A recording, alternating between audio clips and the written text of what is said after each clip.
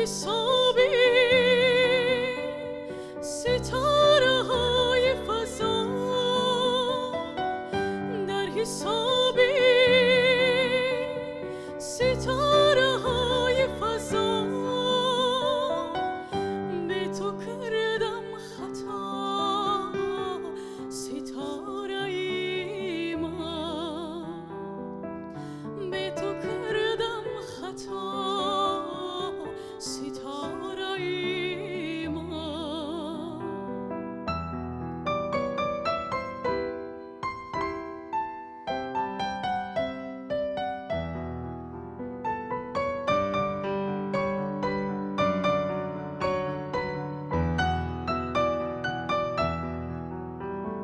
سحر آمد مرا ستاره من سحر آمد مرا ستاره من سحری پر صفا ستاره من سحری پر صفا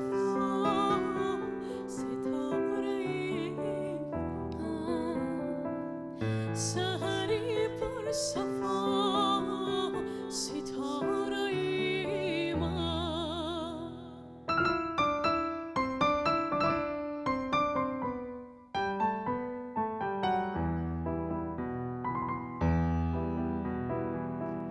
با امیدی سحر نشسته‌ام من دید از راهی دور نبسته‌ام من گردن خواب را شکسته‌ام من گردن خواب را شکسته‌ام من در وفا استوار هسته‌ام من در وفا استوار هسته‌ام من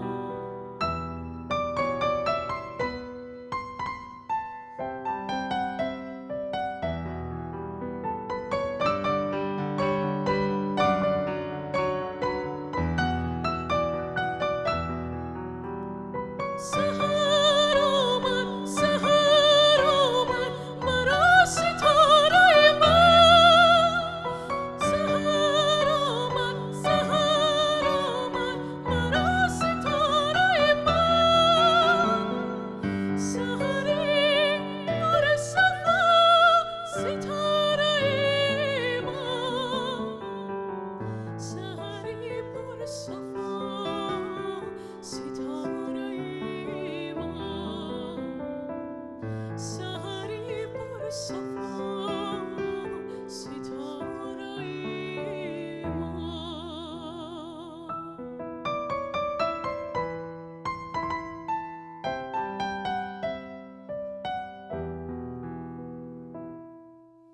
شماتون بخیر تماشابینان عزیز، باز هم با یک برنامه تازه خاطره ها روی اکران هایتان پدید آمدیم و امروز از یک نفر شخصیت خواهیم گذاشت که بگویم یکی از پایه‌گذاران موسیقی کلاسیکی تاجیک است. یکی از شخصیت های هست که با اپرای جهانی خاراکتری تاجیکی داد. یکی از شخصیت هایی که واقعا هم در همین عالم زیبای موسیقی تاجیک یک زمینه مساعد، یک زمینه خوب اساس گذاشت که پیروانش را ما امروز در همین جاده میبینیم.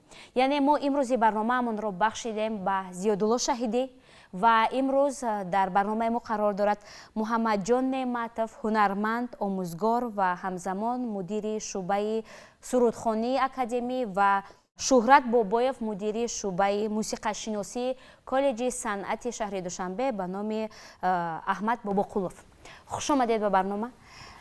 و در ابتدا یک ترانه بود، بگویم یکی از ترانه های کلیدی استاد، یکی از ترانه هایی که نه تنها در همین صحنه، یعنی صحنه تاجیک رو در نظر دارم، صحنه های خارج کشور رو نیز خیلی زیاد دور زده است و مهمتر از همه این است که این ترانه نه تنها از جانب آوازخوان‌های تاجیک بلکه از جانب آوازخوان‌های کسبی کشورهای خارج نیز سراییده شده است.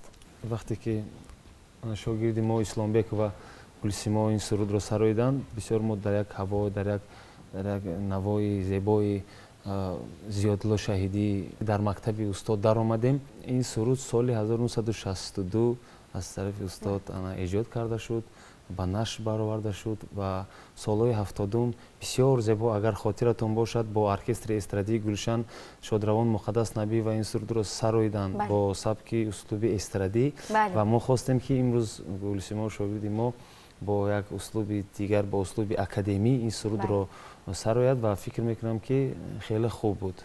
ва ин таронаро қабл аз муқаддас набиева боз агар хато накунам барнои исоқова низ сароиданд. баъд аз онам бисёр ҳунармандо сароиданд ва мисол овардам дар ду жанр ин таронаро сароиданд ва бинед ки чӣ қадар зебо ва хуб ва ин сурудҳое ҳастанд ки мондагор ҳастанд. бале ва биёед сараввал шурӯъ кунем аз давраҳои кӯдакӣ то ҷое ки мо медонем устод шумо хеле хуб дар ҳамин давра медонед зеро гуфтед қабл аз барнома ки як китоби хотираҳояшонро мутолиа кардам ва медонам ки кадом омилҳо кадом рӯйдодҳо буданд ки таъсир гузоштанд ба ин шахсияти бузург.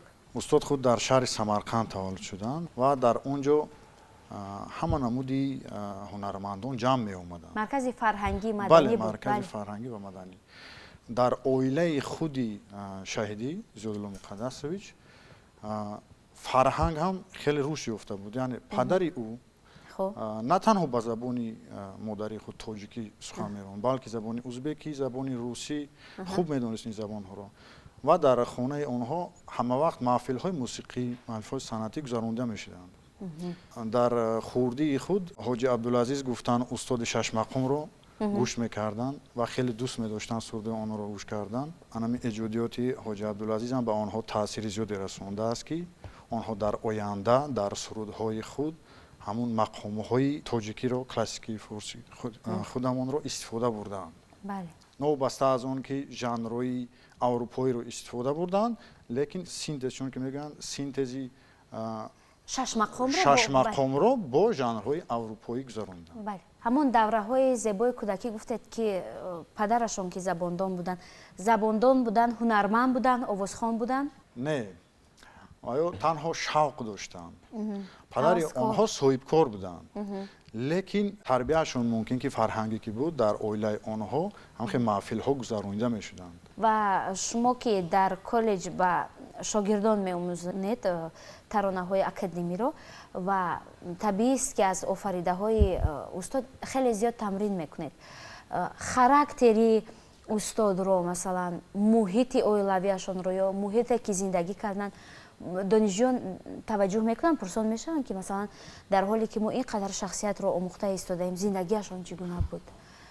албатта пурсон мешаванд ва мо махсус фанҳо дарсҳо дорем мусиқашиносӣ ёки таърихи мусиқӣ ва ман низ ҳамчун омӯзгор пеш аз ҳама ки бар як шогирдам ба донишҷӯён як асарро пешниҳод мекунам мо тамрин мекунем кор мекунем ман дар бораи ин асар кӯшиш мекунем шеърро ки навистааст дар кадом солҳо эҷод шудааст дар кадом маврид кадом характер аст чӣ дар назар дорад ҳама ин чизро кӯшиш мекунам фаҳмонем ва ногуфта намонад ки дар ҳақиқатан ҳунари эҷоди зиёдулло муқаддаси шаҳидӣ як беназир аст бисёр зебо аст. инҷа устод дуруст қайд карданд онҳо як мусиқии профессионали академии симфониро бо як лаҳни зебои тоҷикӣ сурудҳои мусиқии суннатии мо ба монанди шашмақом омехта карданд ва ҳамин аст ки мо аллакай чӣ хеле ки дар барномаи гузашта гуфтам устод бо аҳмад бобоқулов ҳамкорӣ карданд ва устоди ман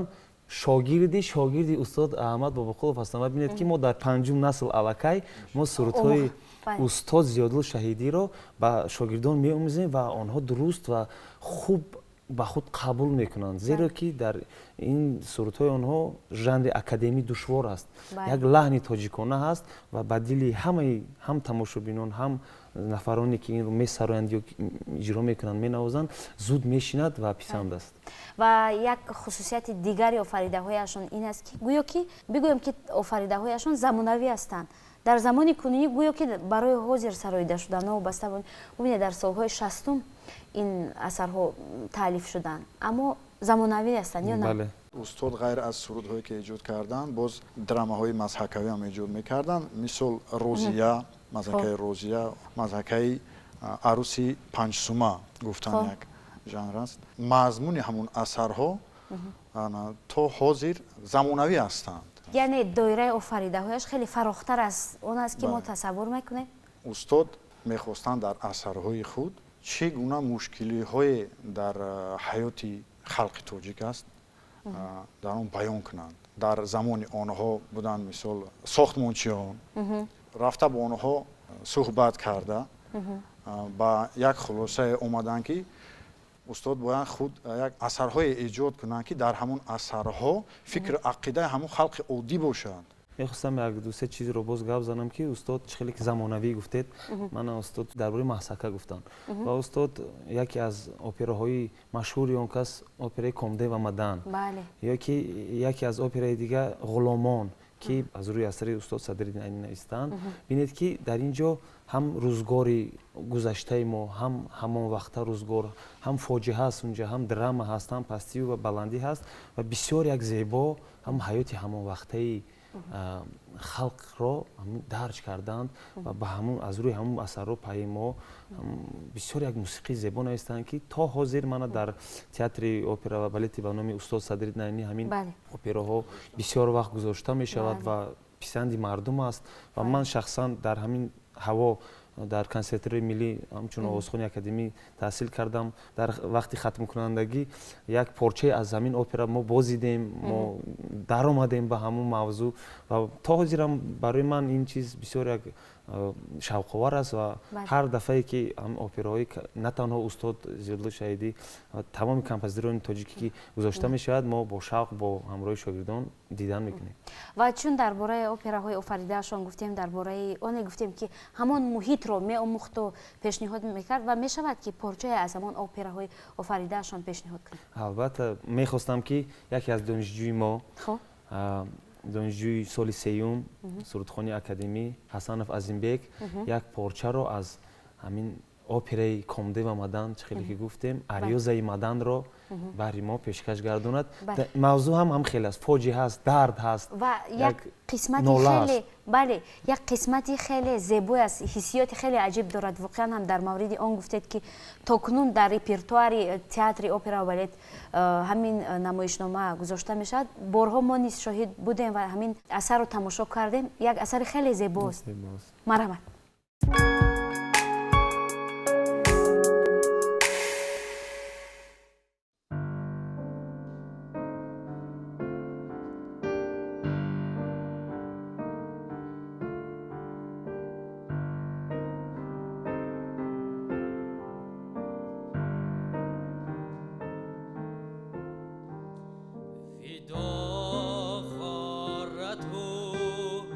پایمال گشت با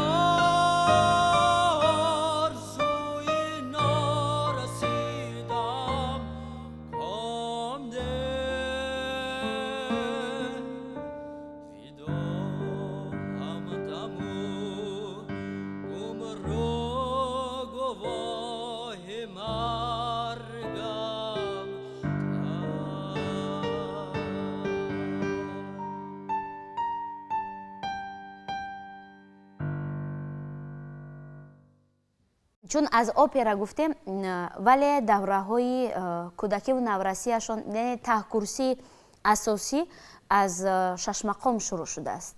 یعنی از محیط شش مقام برآمدن، سرول شش مقام رو از خود کردن، پرده های شش مقام رو و بعدا رفتن به مثلا نظرشون دیدشون وسیع‌تر شد، رفتن به دنیای موسیقی جهانی و اپرا وارد شدن و گفتید که سینتز کردن. بیاید همین دوره گذشته رو به خاطر بیاریم. چی سبب شد، چی عامل ها بود و چی امکانیت ها بود که اینقدر مهارتشون رو نشان دادن؟ هنگامی که استاد مکتب میانه رو ختم کردند، آنها میخواستند که تحصیل خود رو دوام دهند در سوی موسیقی، ولی این خیلی مؤسسه‌های موسیقی وجود نداشتند. برای همین آنها با همراه دوستانشون صنعتکاران یک گروه، یک دسته تشکیل دادن و شهر به شهر سفر میکردن، در آنجا کنسرت میدادن، کنسرت منطقه‌های کشور. بله بله. با تئاترها به کار میرفتند، با کلخوزها، چون که دولت سیاسی بود. بله. بعد سالهای 1934 با دوشنبه استادان روس الکساندر استپانویچ لنسکی و دیگران میآیند. آنها در دوشنبه اتفاق کمپوزیتوران میکشویند و در داخل همین اتفاق کمپوزیتوران یک استودیوی آموزشی موسیقیچیان رو میکشویند، تأسیس میدهند و اولین شاگردان همون استودیو استاد زیادلو شهیدی بودند. در همونجا استاد الکساندر استپانویچ لنسکی، سرگئی بالاسانیان، اورباخ و دیگران با آنها فنهای نظریه موسیقی رو می آموزند. در آینده سالهای 1940 هنگامی که جنگ بزرگ وطنی سر می شوند، آنها در دوم روز جنگ یک سرودی مشهور خود رو، سرودی وطن رو ایجاد میکنند که آن سرود در بین خلق آماده میگردند. در ژانر اپرا یا در ژانر اکادمی. چون که از ما یک قصه از اپرای کمده و مدن شنیدیم. وقتی که استاد این اپرا رو ایجاد میکردند، ایجاد شدگی نبود لیکن در عمل همین کار بودند، بعضی آدمان میگفتند که لازم نیست با خلق توجیکی ما ژانرهای اروپایی، با ما سرود لازم، با ما شش مقام لازم، با ما سرود عنعنوی ما لازم که با ما خاص است، با ما بالت لازم نیست. گفته از راه میخواستند گردونند، لیکن استاد میگفتند نه، امروز لازم نه، فردا لازم میشود. گفته ایجاد میکردند و حرکت کردند که در همین اپرای خود و در اثرهای آینده خود همین سینتز رو گذرانند، یعنی در ژانر اروپایی مقام‌های توجیکی ما رو. بله. ببینید که همین اپرایی که خیلی که استاد گفتن فردا لازم میشد و در همان دوره هم لازم شد و یکی از بهترین اپراها گشت و بهترین هنرمندا از اون جمله استاد شادروان احمد باباقولوف نقش اولین درجه رو بازیدند. لازم بود همون وقت و حاضر لازم هست و لازم خواهد بود بر نسل‌های آینده. بله و گفتن که لازم نیست، شاید از اون گفتن که تأثیرات نداشتن. بله. بله. و وقتی که پیشنهاد کردن مردم هم خیلی خوب قبول کردن. بله بله. و ببینید که تا زمانی حاضر اومده رسید. تحصیل خود را در آینده با پیشنهادی استاد باباجان غفورов سال 1946 آنها به شهر مسکو روانه کرده میشوند و به کنسرواتوری دولتی شهر مسکو داخل میشوند. اثرهای برجسته خود را در همون سالهای تحصیل خود ایجاد کردند. درباره این اثرها استاد محمد بیشتر میدونند. یعنی که محمد امون ترانه خیلی معروف است خانه ما، همگی در دوره دانشجویشون از جانب یک نفر دانشجو. ببینید که تاریخ عجایب دارد این اثر، این سرود. شخصی نیست که هم خرد کلان سرود خانه ما آنقدر هم دور نیست، گرچه بر چشم شما منظور نیست، همه میدوند و میسرویند. هنوز سال 1948 در ایامی که آن کس دانشجو بودن هنوز با دیگر هنرمندان تاجیکی ما از آن جمله با شاعران و ادیبان و دیگر نویسندگان و کشورهای سابق شوروی یک سفرهای هنری داشتند و سال 1948 همین سرود در رفتی که از یک شهر به یک شهر با سفر هنری می رفتن، هم خیلی با استاد میرزا ترسوزاده هم خیلی میشینن صحبت میکنن و در راه همین سرود ایجاد میشود. هم متنش و هم بله، آهنگش. شعرش رو در راه استاد میرزا ترسوزاده می نویسند و آهنگش رو استاد زیادالله شهیدی. بسیار قصه عجیب دارد و از فرصت استفاده برده چون که درباره اثرها و شخصا درباره سرود خانه ما سخن رانده. میخواستم که یکی از شاگردان من دانشجوی کورس سوم سرودخوانی اکادمی رحیم فرخ همین سرود را میخواستیم برای تماشاگران برای ما و شما پیشکش گرداند. مرحمت باشد.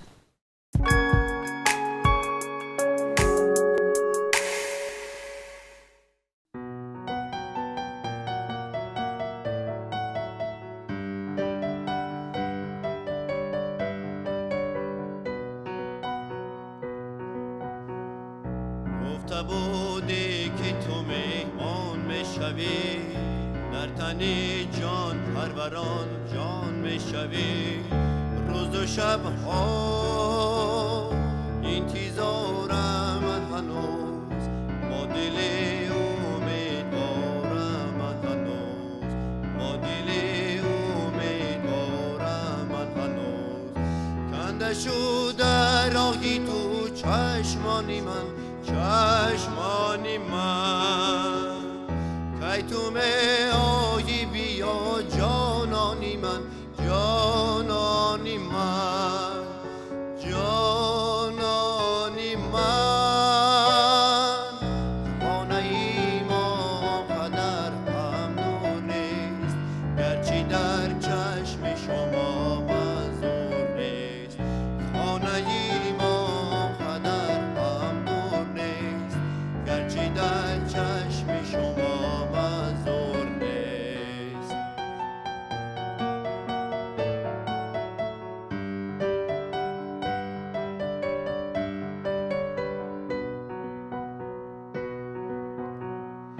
هر دو در یک شرینم سبزیده، هر دو آن را جان و دل بخشیده.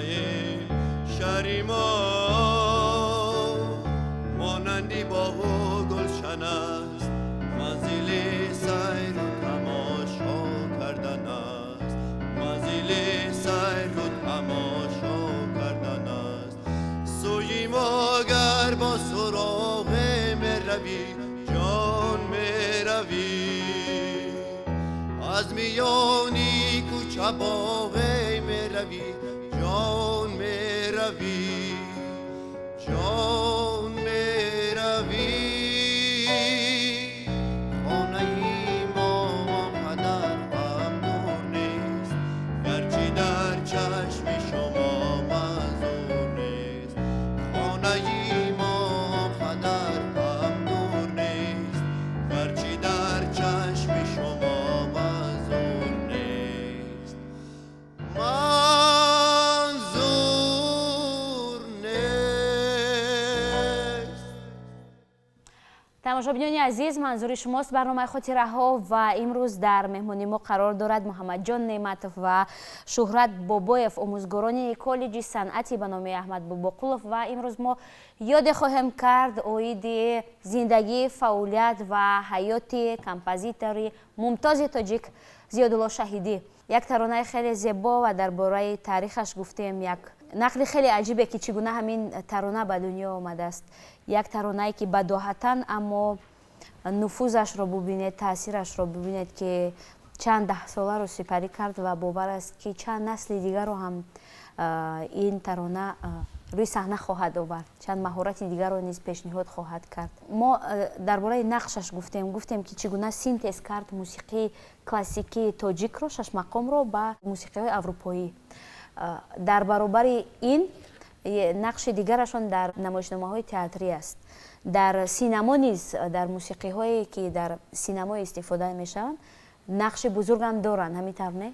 بله استاد در سالهای خوانش دور دوم علاقه خود در شهر مسکو در کنسرواتوار این سالهای 1952 استاد با یک چند فیلم ها موسیقی ایجاد میکنند. مثل دوست من نوروزов، پسر باید زن گیرد و یک سلسله فیلم بود. وقتی زنگیری پسر رسید، بله، مرگ سودخور یک سلسله فیلم دیگر بود.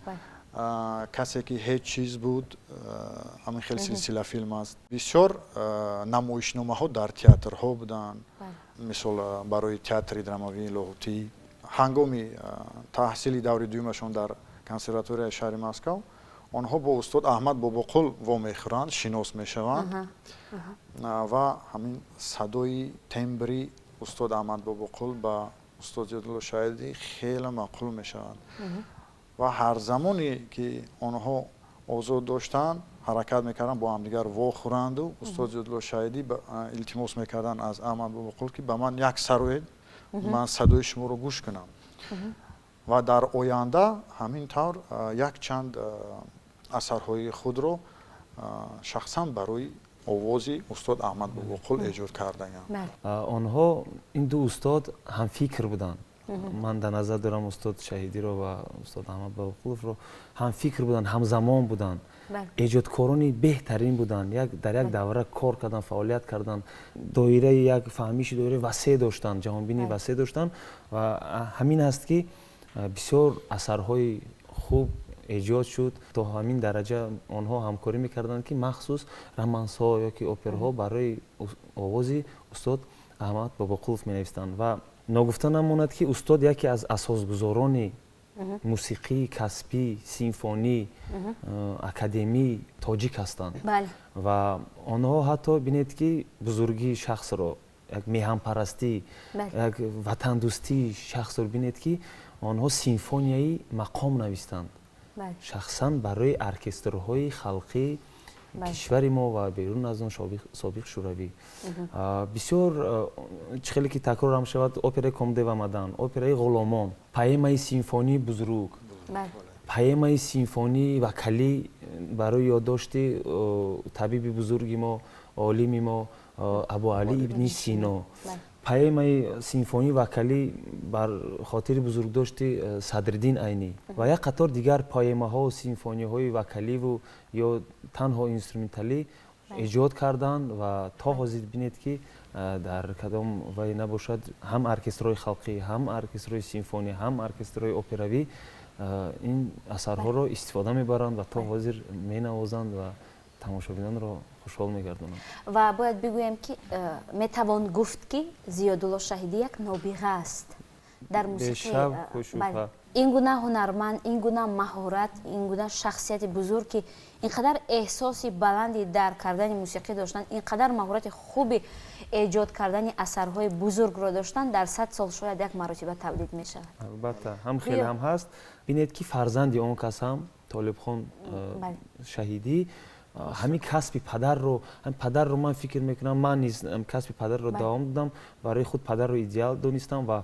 من باوری دارم که طالبخان شهیدی هم خیلی در هوای زیبای موسیقی پدر کلام شدن و کسب پدر رو دوام دادن و هم خیلی زیبا اثرها آفریده ایستادن و حتی به جهانی ها و جای دوری دور بردن تا به امریکا اثرهای هم زیادالله شهیدی و هم طالب شهیدی رو بردن باز نشان دادن نواختن شنواندن و واقعا هم در همین مورد اونی که فرزندی هنرمندان خوبتر میگوین نزدیکتر همون بگویم که کسب پدر رو از خود میکنن با اون خاطر که همون محیط تاثیر خیلی خوب میرسه البته این یک میراث خوب است همین طور و بیاید در ادامه بازم یک ترانه دیگر رو پیشنهاد کنیم از همون آفریده های بزرگشون که در میان مردم محبوبیت دارد محبت است سال 1959 کینوفیلم به صحنه گذاشته شده است و برای این کینوفیلم استاد موسیقی ایجاد کردن و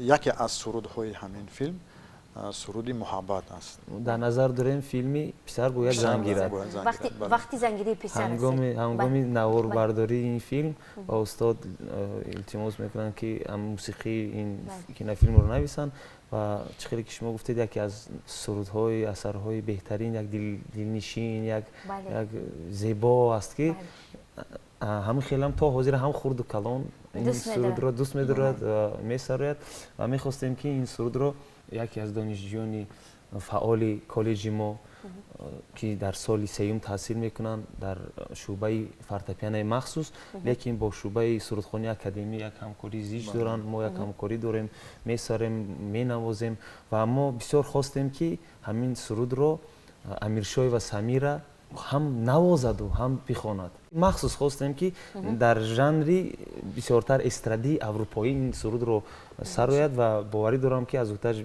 بهترین میبراید. مرحبا باشه.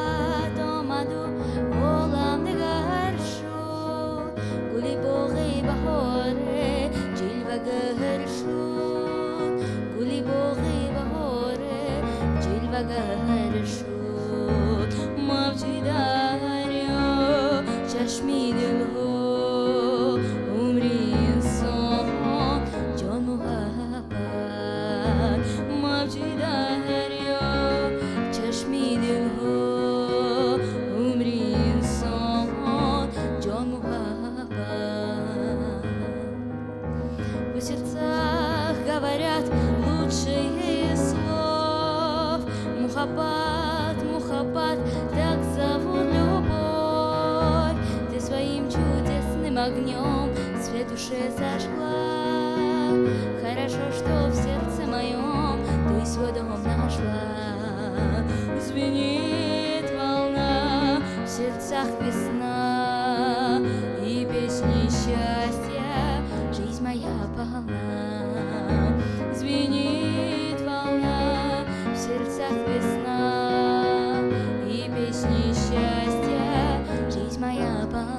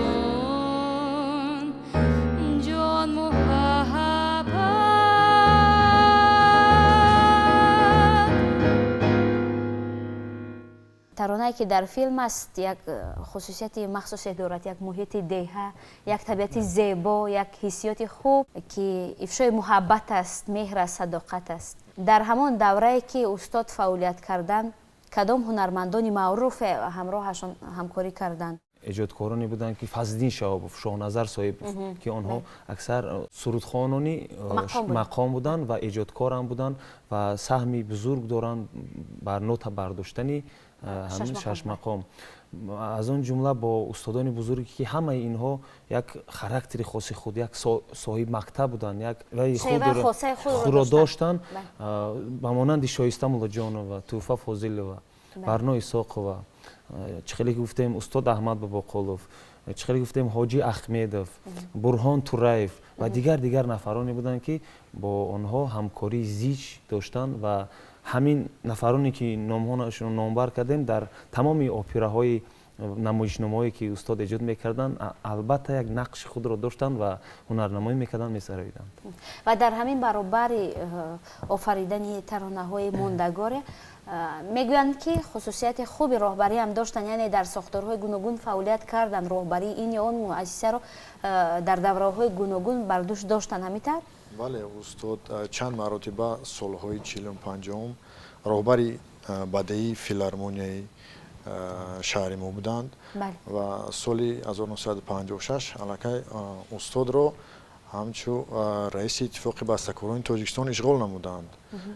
یک سال پس онҳо роҳбари худи филармония шуданд ва ногуфтан омад ки соли 1964 устод роҳбари коллеҷи санъати шаҳри душанбе ҳозира ба номи аҳмад бобоқул буданд ва онҳо дар ин муассиса пешниҳоди кушодани шуъбаи композиторӣ карданд ва бо ёрии онҳо ҳамин шуъба таъсис ёфт ва устод аз Москав як бастакори дигарро Юрий Тер-Осиповро даъват намуданд ки онҳо дар ин ҷо ба шогирдон дарс гузаранд ва шогирдони аввали ҳамин шуъбаи бастакорӣ ин худи писари устоди Зиёдулло Шаҳидӣ Толиб Шаҳидӣ буданд, Зарина Миршакар ки ҳозир дар консерваторияи миллии мо фаъолият мекунанд, бале, Аъзам Солиев, Шодмон Пулодӣ ва Дамир Дустмуҳаммедов ва дигарон буданд. Инҳо бо муваффақият ин шуъбаро хатм карданд, баъд оянда дар консерваторияи дигар давлатҳо таҳсил карданд, баҳса кунанд. Бале, бале. Бале. ғамхориҳо аз ҳамун мактаби аз ҳамун пешбинии устод буд ки чӣ қадар мактаби бастакории мо чӣ қадар пеш рафт. устод аз солҳои 50 аъзои ҳизби КПСС буданд ки ба он ҳизб ҳар кас шомилам гашта наметавонист ва одамони чинда яка шахсон буданд, фидоӣ буданд ва дар ҳақиқатан ҳам исбот карданд ки чӣ хел шахси ҳалиму меҳрубон, хоксор, фидоӣ, касби худ бисёр як ватандӯст ҳастанд ва ҳаминам буд ки устод ба ҳунарпешаи шоистаи Тоҷикистони Советӣ ҳастанд, ҳунарманди мардумии Тоҷикистон ҳастанд ва баландтарин унвони ҷоизае ки ҳаст, ҷоизаи давлатӣ ба номи устод Абу Абдуллои Рудакӣ ҷоизадори ин премия ҳастанд ва як қатор дигар ордену медалҳое ки дар вақти шӯравӣ буд устодро сазовор гардонданд ва дар ҳақиқатан ҳам арзанда ҳастанд. Ва як таронаи дигар доранд, Зисӯзи сина, чун дар мавриди офаридаҳояшон гуфтед ки синтез шуданд, ин низ аз ҷумлаи ҳамон таронаҳое бигӯем синтез шудааст, ҳамин тарона? Ин суруд бо ҳамкории устодонаш дар шаҳри Москав ҳангоми таҳсил ба вуҷуд омадааст ва устодони он давра устодони барҷастае буданд ки аллакай якчанд маротиба бо бастакорони ҷавони давлатҳои Осиёи Миёна ҳамкорӣ карданд, хусусиятҳои онҳоро медонистанд ва онҳо ҳаракат карданд ки устод Зиёдулло Шаҳидӣ ҳангоми хатм як суруде эҷод кунад ки на танҳо дар жанри академӣ бошад, балки сурати халқи тоҷикро нишон диҳад дар он, ғаму ғуссаи одамизодро нишон диҳад дар он. Боз устод барои овози тенор онро иҷро карданд ки дар бораи ин овоз устод Муҳаммад бештар медонанд. Марҳамат. яъне ки овози тенор овози миёна ё ин ки баланди мардона аст ки диапазони васеъ бояд дошта бошӣ ва чӣ хеле ки устод гуфтанд бениҳоят хуб таърихи аҷоиб дорад ин асар ҳам. ҳангоми хатм кардани консерваторияи миллӣ ин асарро эҷод кардам ва шахсан ман бисёр ба ман писанд аст ин романс. Ман шахсан фикр мекунам ки яке аз беҳтарин романсҳои тоҷик ҳамин романси Зисӯзи сина аст ки дар он ҷо ман як лирикаро мебинам, фоҷиаро мебинам, дардро мебинам, драмаро мебинам ва ҳам як дарди, як колорит, як лаҳни зебои тоҷиконаро мебинам ва бисёр суруди хуб аст ва баъд аз эҷод шуд ва чандин солҳо пас баъд аз он ки бо устод Аҳмад Бобоқулов дӯстӣ пайдо мекунанд ва ин асарро бо ғазали Бадриддин Ҳилолӣ дар оркестри симфонии давлатии шаҳри Москав ин асарро махсус тамрин карданд, ба партитура карданд, яъне аранҷировка карданд, албатта бо иштироки устод Зиёдулло Шаҳидӣ ва устод Аҳмад Бобоқулов. ин суруда бисёр зебо сароиданд ки то ҳозир мо гӯш мекунем ва ман шахсан аз устодам ин асарҳоро омӯхтам ва ба шогирдонам аллакай омӯзондед ва гуфтед ки ба шумо писанд аст, биёед дар ҳамин ҷо ҳамин таронаро бозхонӣ кунед. Байлаш ба чашм.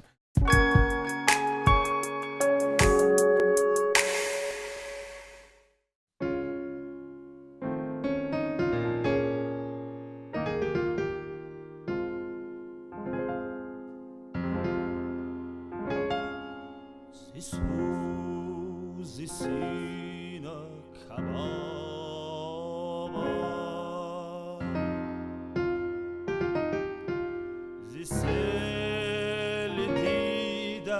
خراب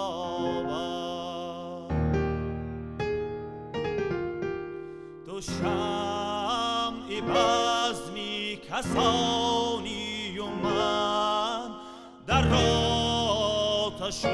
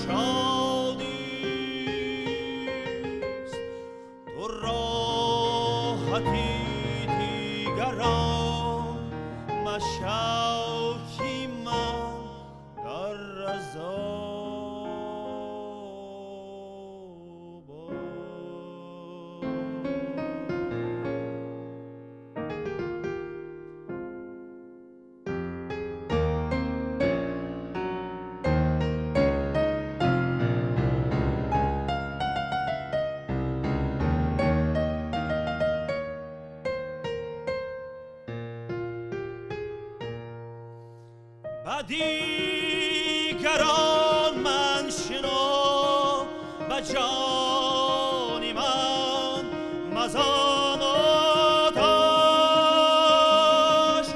مرا مسوز که من خود در آتشی تو